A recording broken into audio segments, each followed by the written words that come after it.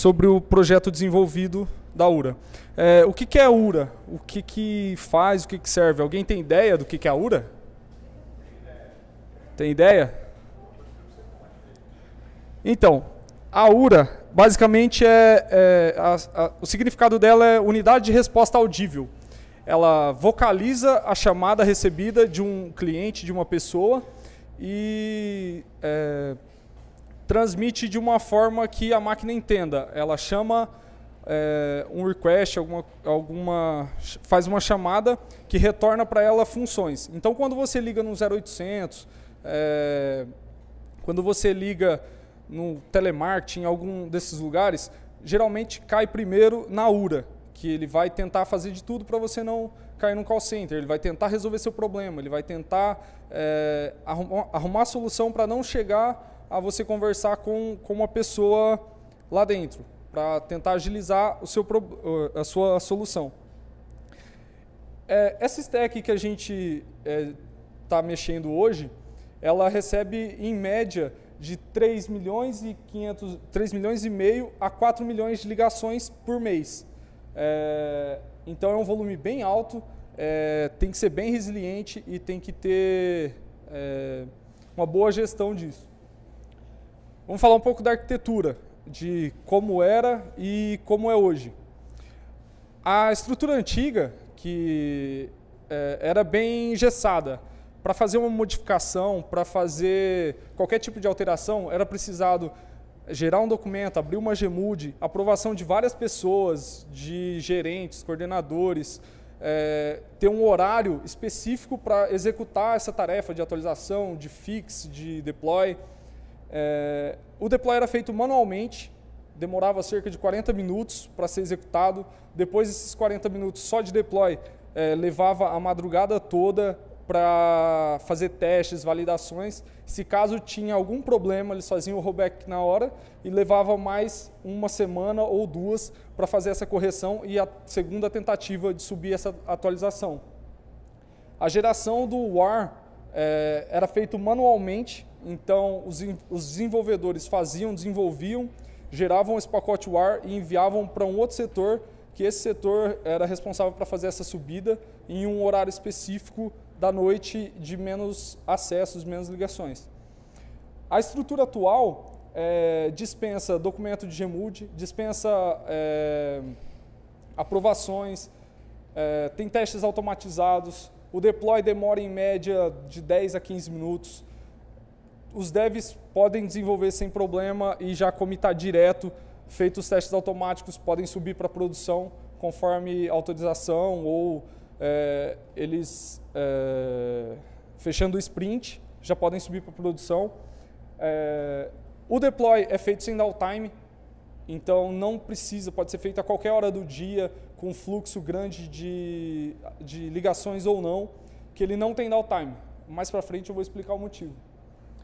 A estrutura, hoje, ela é feita ela tem duas estruturas em uma só. São dois ambientes que um está ligado no momento e o outro não. Quando é feito um deploy, é ligado o outro ambiente, é feito o deploy nele, validado de forma automática e é chaveado automaticamente. Então, sempre o ambiente que está em produção está ligado e o que não está em produção está desligado. A partir do momento do deploy, sobe-se um ambiente novo, com máquinas novas, tudo pronto já para deploy, ambiente limpo, feito o deploy e testado, ele é chaveado automaticamente. Por baixo dessa estrutura da URA, temos os microserviços que ajudam a composição dela, que tem a mesma estrutura. Tecnologias usadas no projeto. Além da Amazon, a gente utilizou o Ansible, Jenkins para fazer os deploys e o servidor de aplicação é o WebLogic. Falar um pouco mais sobre a estrutura da Amazon. A gente usou a infraestrutura em código, gerando tudo via CloudFormation, gerando as máquinas EC2, os balanceadores, tudo automático, de forma automática. Então, qualquer modificação na estrutura, alteramos o código, não precisamos subir máquinas na mão, descer, alterar balanceador na mão, tudo via código, subindo e de forma automática. O Ansible ele provisiona as máquinas no momento da instalação, ou ele roda o deploy a partir da subida da máquina. Digamos que o ambiente tem 2 máquinas e o fluxo de ligações está sendo muito alto, ele vai escalar uma nova máquina e já vai preparar ela, ficando ok e já dividindo carga com as outras. O servidor de aplicação WebLogic. Lá onde fica hospedado o WAR, que é a aplicação em si, e ele que serve para o cliente, que recebe as requisições do cliente e responde com o JSON as informações que a URA precisa, que o gerenciador da URA precisa. Então o cliente liga, vai bater no gerenciador, o gerenciador vai chamar a URA, que vai chamar esse cara e vai ter o retorno conforme esperado. O Jenkins. O Jenkins é a parte mais importante do projeto. Porque desde o commit em homologação, ele tem todos os passos de testes, de qualidade de código, de geração de WAR, testes em homologação, até a subida para produção. Cada processo é muito importante. Em produção, o pipeline ele é responsável pelo check automático de quem está em produção no momento, conforme as 2 estruturas, que uma está desligada e a outra está ligada, ele faz o check automático de quem está desligado e quem está ligado, ele vê quem está em produção, sobe um novo ambiente, faz o check se as máquinas já estão ok respondendo e prontas para o deploy. Executando esse deploy, eles fazem a geração do WAR e continuam para o deploy, executam os deploys e automaticamente ele faz o chaveamento desse DNS, no caso, de ambiente, automaticamente também. Por que esse chaveamento é automático?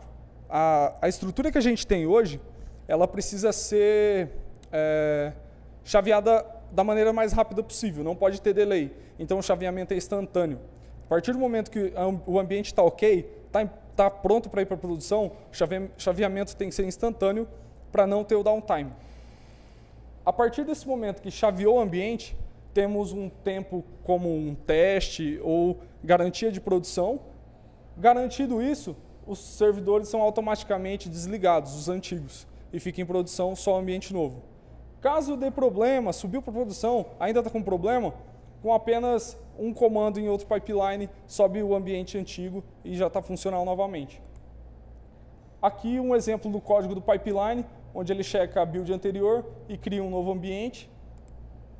Um exemplo do deploy do chaveamento das stacks e do desligamento dos servers. E é isso aí, galera. Alguma dúvida? Como que é o fluxo do cara ligar e bater nessa stack aí, como a gente fala, tem uma visão de que esse pipeline ele não fala de qualquer projeto.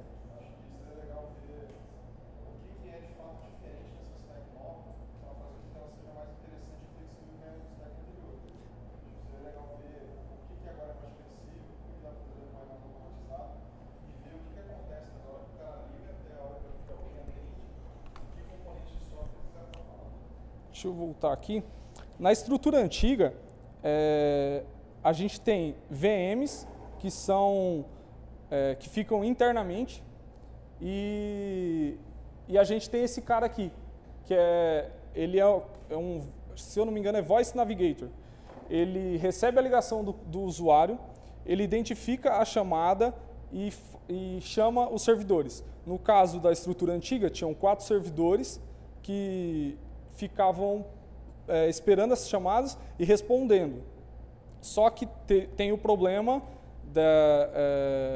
que era engessado o processo de deploy nesses caras e era uma estrutura bem antiga.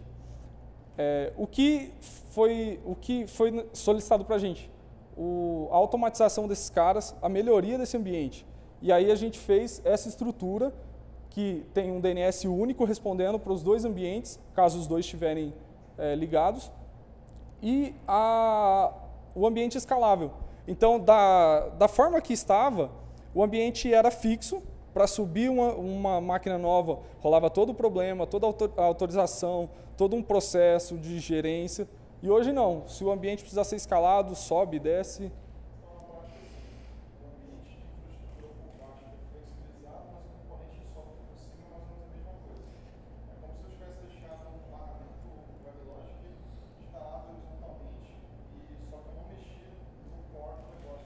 Sim e não. A aplicação seria a mesma, porém com melhorias. A partir do momento que foi chaveado para isso, foram criados microserviços, que vêm para complementar e adicionar funcionalidades novas, que antes ficavam tudo dentro de um ar só, sem segregação de funções, de aplicações, ficava dentro do Composer, que mantinha tudo. Então, se o cara queria editar uma coisa, ele tinha que editar aquele código e se duas pessoas editassem coisas diferentes, eles teriam que juntar ao mesmo tempo e subir esse deploy nessa janela. Hoje não. Se um cara que mexe nesse cara aqui, pode subir o código. Se ele mexe direto na URA, ele pode subir o código a qualquer momento, que não tem interferência e não é necessária interferência ou autorização de questões externas, de gerentes, de coordenadores. Se o cara tem o sprint fechado para subir um microserviço novo ou subir uma funcionalidade nova na URA, ele pode, sem ter autorização de ninguém. Ele pode executar lá, fez os testes, passou pelo processo automatizado e aí sim ele sobe sem problemas, passando tudo ok, vai estar em produção.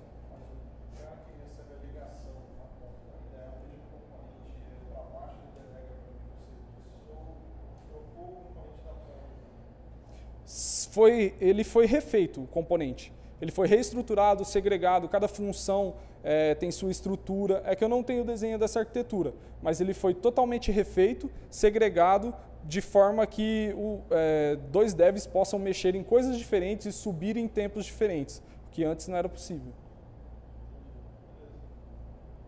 Tem teste integrado disso? Ele faz uma migração lá para testar hoje no final? Ele faz o teste da estrutura. Tem QAs para fazer o teste da ligação mesmo. Porque se eu não me engano, não tem hoje uma ferramenta para fazer uma ligação e testar. Entendeu? Aí eles têm os QAs, só que a gente tem um teste automatizado para que ele faz como se fosse a estrutura de uma ligação dentro da aplicação. Então ele vai bater nos pontos e ver se está ok. Mais alguma pergunta? Não? Qual foi o ganho de tempo disso tudo? Em questão do deploy, foram 25 minutos a menos de tempo de deploy, que antes eram 40 minutos, fora o horário que ele tinha que ser feito, um horário de menos fluxo, então geralmente de madrugada, entre meia-noite e até 7 da manhã, se eu não me engano, que é o horário que tem menos ligações. E a questão de autonomia dos devs. Eles não precisam mais dessas autorizações e podem subir o código e testar direto em homologação e depois subir produção sem precisar de documento, de autorizações à parte. Então ficou bem mais rápido, porque o teste é automatizado e é na hora. Ainda não. Em questão de custos, ainda não. Eu não tenho acesso a essa parte, então, por enquanto, eu não sei dizer.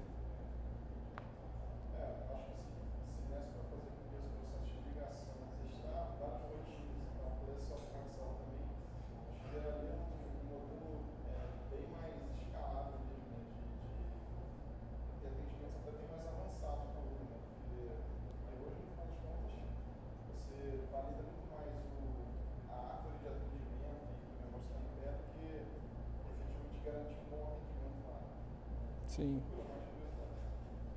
Show. Tudo certo, pessoal? Obrigado e boa tarde.